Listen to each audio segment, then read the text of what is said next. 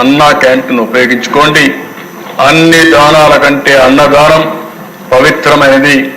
ఈ కార్యక్రమానికి నాంది పలికి డబ్బులు పెరగడానికి ప్రభుత్వానికి కష్టం కాదు అధ్యక్ష. నేను సమాజంలో కూడా స్ఫూర్తిని ప్రమోట్ చేయాలనుకుంటున్నాను, స్ఫూర్తిదాయకంగా ముందుకు పోవాలనుకుంటున్నాను. మొన్న విజయవాడలో వరదలు వస్తే అధ్యక్ష ఆ రోజు ఎన్డీఏ ప్రభుత్వం పనిచేసిన విధానానికి ప్రజలు మెచ్చి మేము కూడా ఈ మంచి కార్యక్రమంలో భాగస్వాములు కావాలని దగ్గర సీఎం రిలీఫ్ కి 500 కోట్ల రూపాయలు ఇచ్చారంటే అది ప్రభుత్వం పైన విశ్వసనీయత.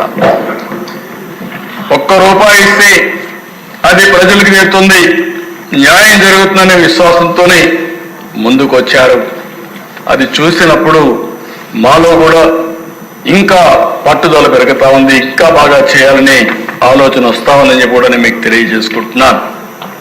ఇది అయిన తర్వాత దిశ ఏదైతే ఎన్నికల మేనిఫెస్టోలో చెప్పామో ఆడబిడ్డలకు దీపం 2.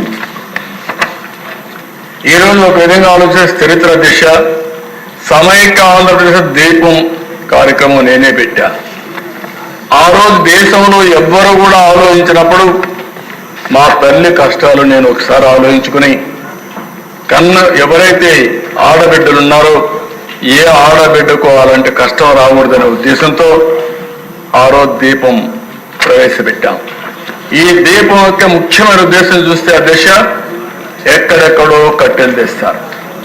ఓసారి వర్షాకాలంలో బయట ఉంటే కట్టెలన్నీ ఎండిపోతే బాగా తడిచిపోతే ఆ కట్టెలు తీసుకొచ్చి పొయ్యిలో పెడితే ఎంత పొగంటే ప్రతి ఒక్క ఇంట్లో ఒకే బెడ్రూమ్ ఇల్లు ఉంటుంది, రూమ్ ఒకటే ఉంటుంది, అక్కడే కిచెన్, అక్కడే డైనింగ్, అక్కడే పడుకుంటారు. ఇల్లంతా కూడా పొగొస్తే ఆడబిడ్డలు పడే కష్టం అవన్నీ చూసిన తర్వాత నాకు అనిపించింది. అప్పట్లోనే రామ్ నాయక్ అని ఒక మంత్రి ఉండేవాడు మహారాష్ట్ర నుంచి, వాజ్పేయి గారిని మెప్పించి రామ్ నాయక్ని గట్టిగా రిక్వెస్ట్ చేసి ఆ రోజుట్లోనే ఇంటింటికి దీపం కింద వంట గ్యాస్ సిలిండర్లు ఉచితంగా సరఫరా చేసిన పార్టీ తెలుగుదేశం పార్టీ అధ్యక్ష. ఈరోజు అలాంటి కార్యక్రమాన్ని మళ్ళీ రిపీట్ చేశాం.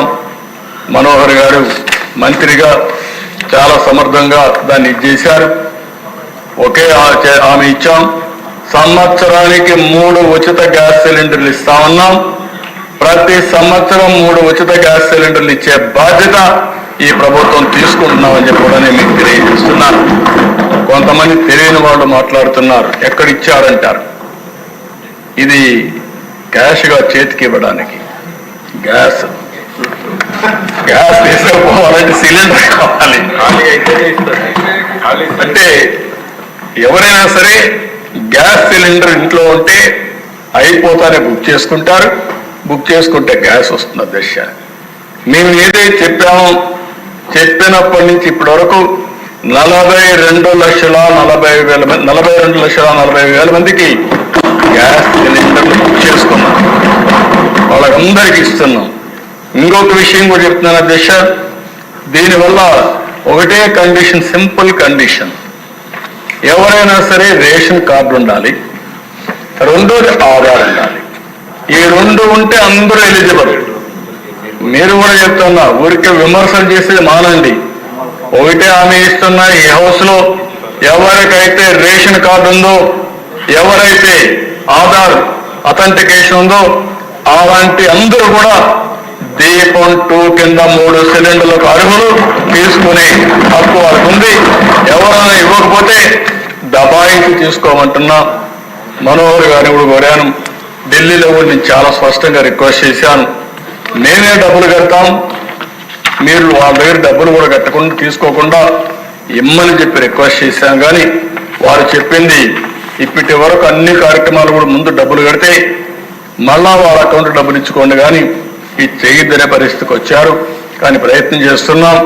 కానీ ఈరోజు ఎవరైనా ఇది కట్టిన ఆర్డర్ బుక్ చేసుకున్న తర్వాత 48 గంటల్లో వాళ్ళ అకౌంట్లో డబ్బులు వేసే బాధ్యత ఈ ప్రభుత్వం తీసుకుంటా. ఎస్క్రో అకౌంట్ కూడా ఓపెన్ చేశామని చెప్పి నేను మీకు తెలియజేస్తున్నాను. అదే మరిగా దిశ ఈరోజు చెత్త పన్ను రద్దు చేశాం. కనీసం చెత్త మీద పన్నేసి 83 లక్షల మెట్రిక్ టన్నులు చెత్తంతా పేరకపోయే పరిస్థితి వచ్చింది. ఇప్పుడు కూడా చెప్తున్నా నారాయణ గారికి, ఎంత తొందరగా వీలైతే అంత తొందరగా ఆ చెత్త వదిలించమని చెప్పి. ఆయన అంటున్నాడు 1 year అంటున్నాడు. 1 year కుదరదు, నెక్స్ట్ అక్టోబర్ లోపల పూర్తిగా చెత్తంతా కూడా తీసే బాధ్యత, వీళ్ళు వేసిపోయిన చెత్తని క్లీన్ చేసే బాధ్యత తీసుకోవాల్సిన అవసరం ఉంది. చెత్త పన్ను రద్దు చేశామని చెప్పి కూడా నేను మీకు తెలియజేస్తున్నాను. అధ్యక్ష, మత్స్యకారులు పొట్టగొట్టారు. 217 జీవో తీసుకొచ్చారు. కనీసం అంతవరకు జీవనోపాధి వాళ్ళు స్వేచ్ఛగా ఎక్కడన్నా చెరువు ఉంటే ఆ చెరువులు ఆ సొసైటీ పోయి ఎక్కడికక్కడ ఉపాధి కల్పించుకునేవారు. అందుకే మళ్ళీ ఆ జీవోను రద్దు చేసి మత్స్యకారులకు అండగా ఉండడానికి ప్రభుత్వం ముందుకు పోతున్నాం. అవసరమైతే రుణాలు ఇప్పిస్తాం, వారికి గ్రాంట్ ఇస్తాం, అన్ని విధాలు అభివృద్ధి చేస్తామని చెప్పి కూడా నేను మీకు తెలియజేస్తున్నాను. స్వర్ణకారుల కోసం ఒక కార్పొరేషన్ పెట్టాం. ఆ రోజు చెప్పాం, స్వర్ణకారుల్ని పూర్తిగా ప్రోత్సహించే బాధ్యత ఈ ప్రభుత్వాన్ని. మొట్టమొదటిసారిగా దేశ గీత కార్మికులకి 10% మద్యం షాపులు వాళ్ళకి కేటాయించే కార్యక్రమానికి శ్రీకారం చుట్టాం. ఎందుకంటే చేతి వృత్తులు, కుల వృత్తుల్ని గౌరవించాల్సిన అవసరం ఉంది. వాళ్ళ జీవనోపాధి పోయింది. అందుకని వీళ్ళంతా కూడా గీత కార్మికులు ఏదైతే ఒకప్పుడు మీరు చూస్తే కళ్ళు గీసి వాళ్ళు జీవనోపాధి గడిపేవారు. అందుకే వాళ్ళ వృత్తిని గౌరవిస్తూ 10% మద్యం షాపులు వారికే కేటాయించాం.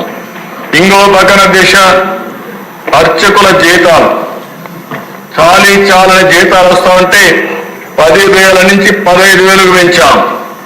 దేవాలయాల్లో నాయ బ్రాహ్మణులు ఉన్నారు, వాళ్ళ వేతనాలు 15,000 ఉంటే కాదు 25,000 చేస్తామని ఎలక్షన్ మేనిఫెస్టోలో చెప్పి ఇమ్మీడియట్గా